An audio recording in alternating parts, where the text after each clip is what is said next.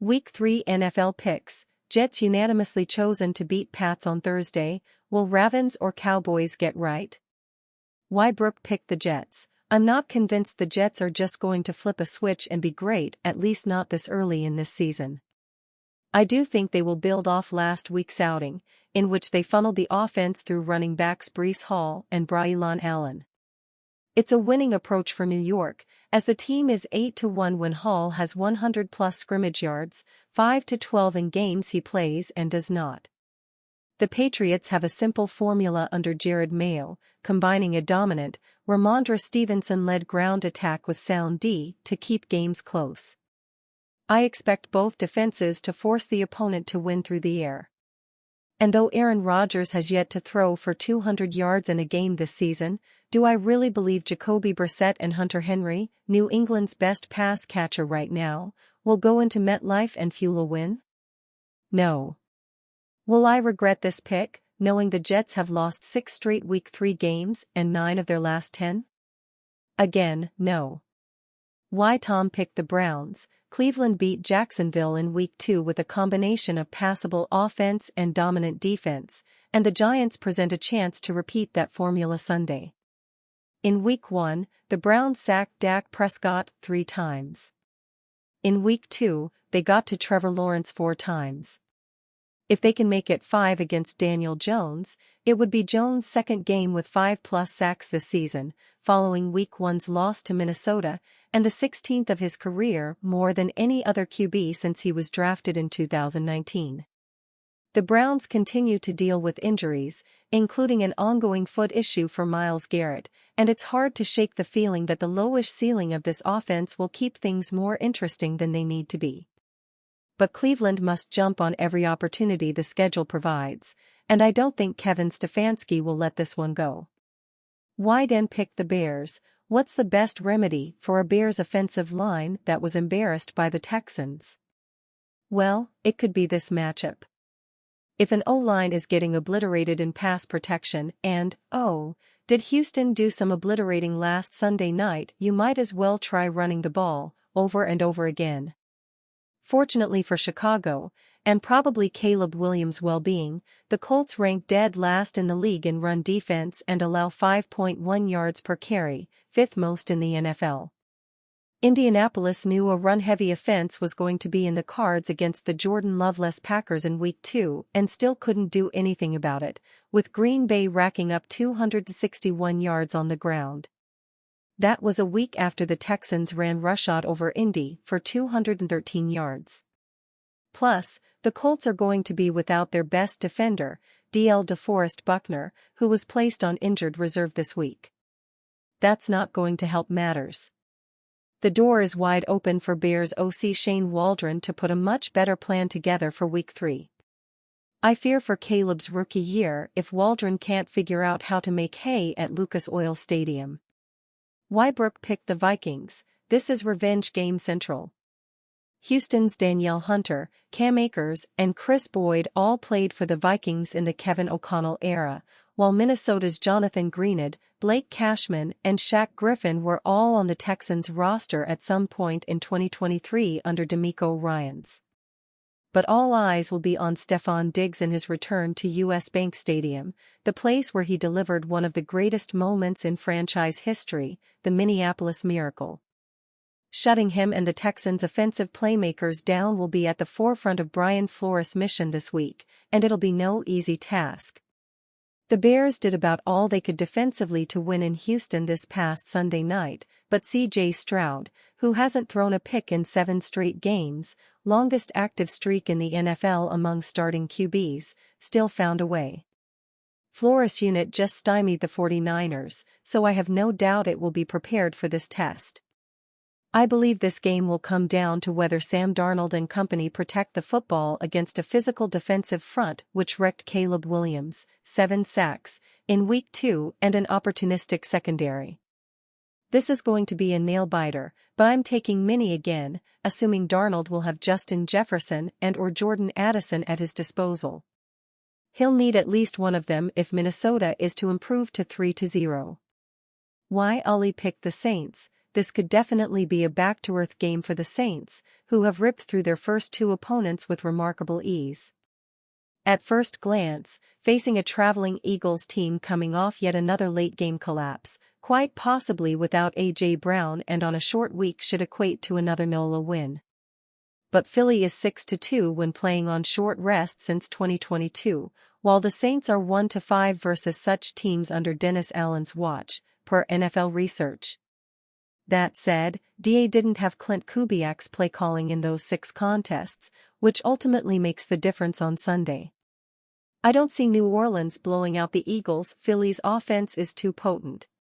But I do see a heavy dose of Alvin Kamara against the Eagles' suspect run defense combined with timely downfield shots by Derek Carr propelling the Saints past a motivated, Jalen Hurts-led squad.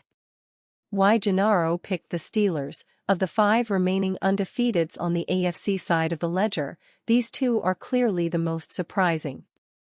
The Chiefs have won the past 2 Super Bowls, the Bills have taken 4 straight division titles, and the Texans have captured everyone's attention as a rising team with a wunderkind quarterback, so 2-0 isn't unexpected for those teams.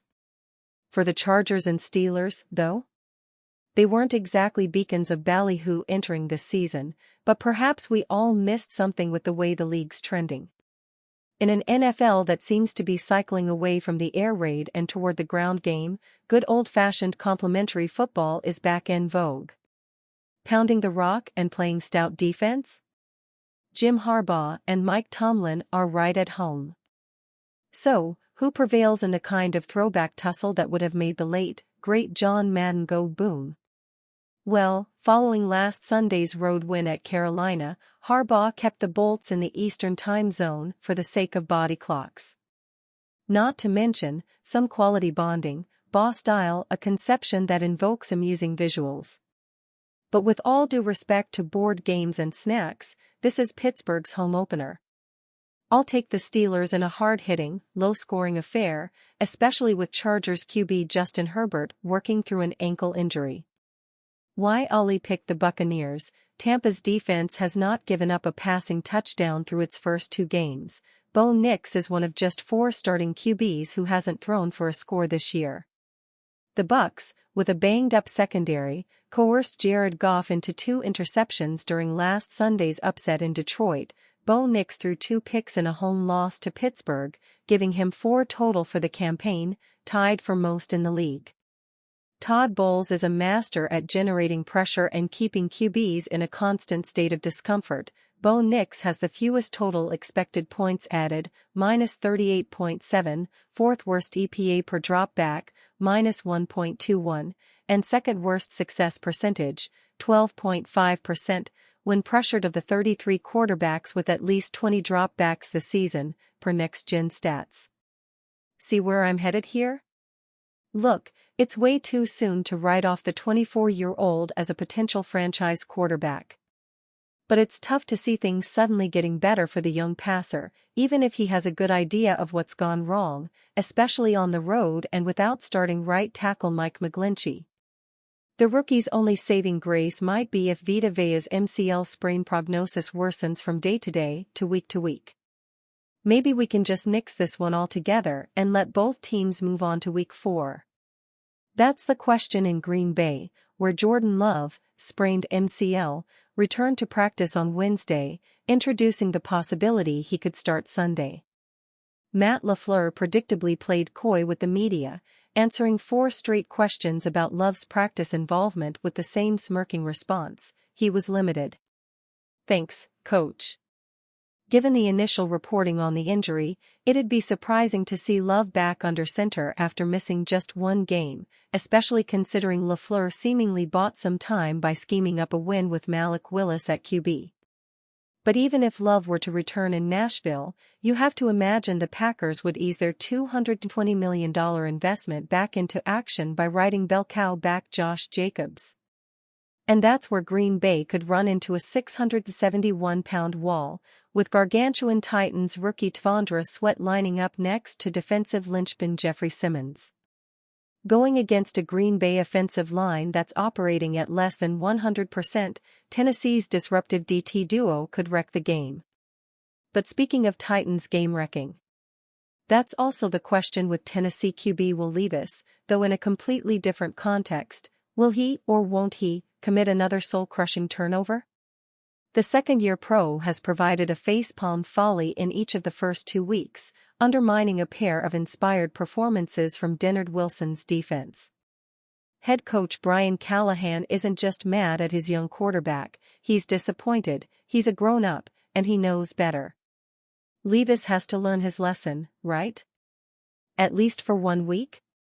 Why Tom picked the Raiders? I don't know whether benching Bryce Young for Andy Dalton was the right move in the long term, but in the extremely short term, as in 3 days from now, I think it could improve Carolina's chances at success. At the very least, Dave Canales should have some idea of what he'll get out of the veteran, who threw for 361 yards and 2 scores in his last start, Week 3 of last season. Unfortunately for the Panthers, they're at risk of becoming the latest bit players in the Gardner Minshew story. Maybe Carolina gets a little extra buzz from a steadier hand at QB. It can't match the positive vibes generated by the Raiders' comeback win last week in Baltimore. A Vegas defense that bottled up Lamar Jackson will provide a good litmus test for whether Dalton can make Canales' offense function better. Why Dan picked the Seahawks? Nothing about this is ideal for the Dolphins. They have to make a cross-country trip the week after losing their $212 million starting quarterback to a concussion in a frightening moment during a potentially season-defining blowout loss at home. Oh, and their opponent is a 2-0 team that saw its passing game awaken last Sunday against a defense that shut down Joe Burrow a week earlier. Mike McDaniel is going to need some magic as he turns the offense over to QB Skylar Thompson. Miami has gone 1-4 while averaging 19.2 points per game with a 5-7 TD to INT ratio in the 5 contests Tua Tagovailoa has missed since 2022, including the playoffs. 3 of those games were Thompson starts. Now, Seattle did have trouble against the run in Week 2, allowing Antonio Gibson to break off a 45-yarder. Maybe Devon Achane and company can wreak enough havoc to put the Seahawks on their heels. I haven't seen enough from Thompson or the Dolphins' defense to predict an upset, though. Why Brooke picked the Lions? So much of this outcome depends on which version of the Cardinals shows up Sunday afternoon, a reality that caused me to go back and forth on this pick numerous times. I do know there should be no shortage of explosive plays in this matchup, as both the Lions and Cardinals rank in the top 5 in the NFL in deep passing, 20-plus yards, metrics. Last week alone, Kyler Murray completed all 5 of his deep passes, connecting with Marvin Harrison Jr. on 3 on them, 2 for scores. Murray and the rookie are just heating up and very well could be the most electric duo on the field Sunday, though Arizona's dynamic rushing tandem of Murray and James Conner could give it a run for its money. The reality is that, while Murray will dazzle and likely keep this one close, the Lions have more weaponry: Amon-Ra St. Brown, Jameson Williams, Sam Laporta, Jahmyr Gibbs, and David Montgomery. Detroit also has a defense that features Aiden Hutchinson, the league leader with 5.5 sacks to go along with 9 QB hits, and ranks 4th against the run, allowing just 76.5 rush yards per game through 2 weeks. Why Tom picked the Cowboys? Last week, I breezily dismissed the Saints' chances of winning in Dallas, much too breezily, it turned out. There's nothing airy about this week's matchup between 2 teams who, like me, are surely desperate to shake the stink of disastrous Week 2 losses. Which scuffling would-be Super Bowl contender will pull itself together first? As Tom Brady pointed out in the game broadcast last Sunday, New Orleans countered the potency of Mike Zimmer's defense by staying out of obvious passing downs. Can the Ravens follow a similar strategy? They actually got into too many third and longs against the Raiders, thanks in part to Derrick Henry's early struggles running the ball, and John Harbaugh is having to answer the wrong kinds of questions about his offensive line. Even if Henry has a smoother time against the worst-graded run defense in the league, per Pro Football Focus, Baltimore as a whole does not look ready to match the Saints' pace. Dallas Cowboys steal a player from Washington Commanders team amid injury. Jordan Sigler by Jordan Sigler September 18, 2024. No comments. 2 minutes read. Facebook, Twitter, Pinterest. September 24, 2023, Glendale, Arizona, USA. Detail view of a Dallas Cowboys helmet in the second half against the Arizona Cardinals at State Farm Stadium. Mandatory credit, Matt Cartosian, USA Today Sports. September 24, 2023, Glendale, Arizona, USA. Detail view of a Dallas Cowboys helmet in the second half against the Arizona Cardinals at State Farm Stadium. Mandatory credit, Matt Cartosian, USA Today Sports. The Dallas Cowboys lost a defensive lineman to the injured reserve. The Cowboys poached a player off the Washington Commanders practice squad and signed them to their 53-man roster to compensate for the injury. The Dallas Cowboys placed Jordan Phillips on IR. USATSI 242418091684104494 lowers. September 15, 2024, Arlington, Texas, USA. Dallas Cowboys defensive tackle Jordan Phillips, 98, stands on the field before a game against the New Orleans Saints at AT&T Stadium. Mandatory credit, Tim Heitman. Main images. Per a statement by the Cowboys, the team placed defensive tackle Jordan Phillips on injured reserve due to a wrist injury. The Giants traded Phillips to the Cowboys in August. He had one tackle in the Cowboys' Week 1 win over the Cleveland Browns. Phillips cannot play for the Cowboys until at least October 27, when they play the San Francisco 49ers. The Cowboys poached Carlos Watkins off the Commanders. USATSI 211051961684104494 lowers. July 27, 2023, Phoenix, Arizona, USA. Arizona Cardinals defensive tackle Carlos Watkins, 94, during training camp at State Farm Stadium. Mandatory credit, Rob Schumacher, Arizona Republic. Per the statement, the team poached Carlos Watkins off the Commanders' practice squad. Watkins should be a familiar name to Cowboys fans. He played for Dallas in 2021 and 2022. He had a career year with the Cowboys in 2021, recording 32 tackles and a pick six. It would make sense why Watkins would end up with Dan Quinn to start the season. Watkins, at 30, has played 8 seasons in the league. He started in 37 games and appeared in 72. He's made 6 career sacks, 139 tackles, and 1 forced fumble.